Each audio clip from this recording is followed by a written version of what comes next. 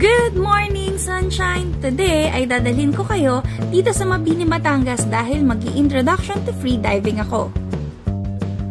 Sa CO2 freediving nga pala ako nag-avail ng package. Minessage ko lang sila sa Facebook. 4,500 nga pala yung binayaran ko dito sa package na to. At ito nga, kasama na yung gears dyan na gagamitin nyo. So may snorkeling mask and fins. Kasama na rin sa binayaran ko yung overnight accommodation. Mag-isa nga lang pala ako nag-enroll. So, may kasama ako dun sa room na binigay nila sa akin and that's totally fine with me. Syempre, bago ang lahat, hindi naman tayo sasabak agad sa open water. So, before that, meron 2 hours na dry briefing or theory session na kung saan ituturo sa inyo lahat ng dapat nyo malaman when it comes to freediving. Casa Bahia nga pala yung partner accommodation ng CO2 freediving. Dito yan sa Mabini, Batangas.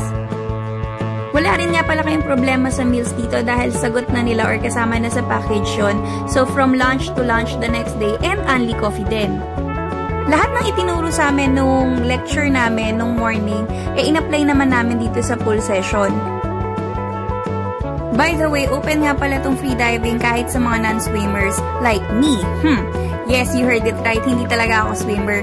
Pero naglakas-lakasan ng loob ang lola nyo.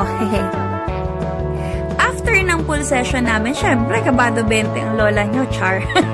Nag-ready na kami kasi ito na yung pinakihintay namin, yung open water session.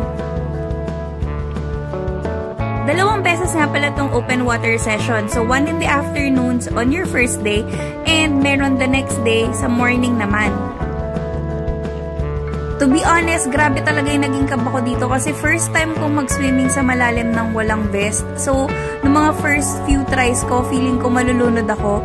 Pero, nakakatuwa kasi i-encourage ka talaga ng mga coaches mo. Hindi ka nila hayaang umuwi ng Maynila nang hindi mo to nagagawa. Kaya super happy talaga ako. Normal lang din naman na hindi natin talaga magawa on our first few tries yung technique na tinuturo nila. Pero as they say, try and try until you succeed.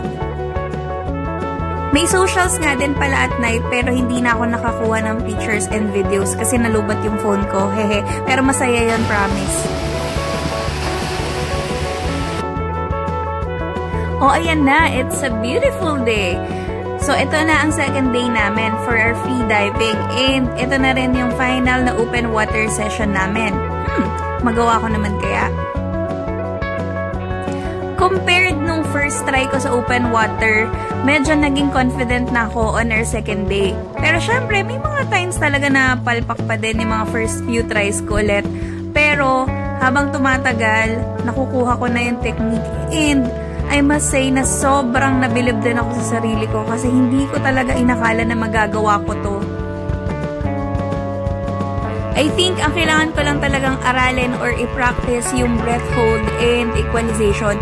Though yun nga, tinuro naman sa amin yun at nagawa ko naman pero hindi pa rin ganun ka perfect. Pero yun nga, practice makes perfect. So I think kailangan ko lang talagang sundan pa tong freediving session ko. Kasama na din pala sa package yung underwater videos. Even yung coach and safety fees. Overall, kahit mag-isa ako dito, super na-enjoy ko tong experience na to. And, yung mga coaches pala dito, grabe, sobrang pasensya at ang babait nila, lalo na sa akin, kasi natatawa ko, meron talagang point na hindi ko nagagawa yung proper breath hold and equalization. So, akala ko, susuko na ako, parang ayaw ko na, pero grabe yung encouragement nila. Talagang pinilit nila ako to try. And ayun, hindi nga ako nagsisi kasi sulit na sulit yung binayaran ko rito. Kasi aalagaan ka talaga nila. Plus, nakakatuwa kasi syempre, hindi ko na feel na mag-isa nga ako dahil ang dami ko ring nakilala. Tapos, ayun, promise kaya na sinabi ko, huwag niyong palalagpasin yung socials kasi ang sayang experience din nun. Kasi mas makikilala mo rin yung mga kasama mo.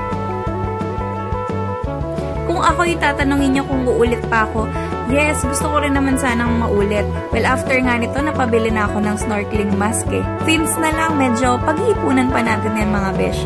Anyway, sana nga maulit ko tong vlog na to about freediving. medyo kailangan lang muna natin mag-ipon-ipon at marami rin tayo kasing kailangan tapusing schedules. Anyway, ayun lang. Yung sa food pala nila rito sobrang sarap and sulit. Plus, nga pala, if ever palang gusto nyo mag-try dito, pwede rin sila mag-arrange ng round trip transpo for 1,200 Manila to Batangas to Manila. And that's it for today mga besh. Thank you for watching. Don't forget to click like, share, and subscribe. Buyers!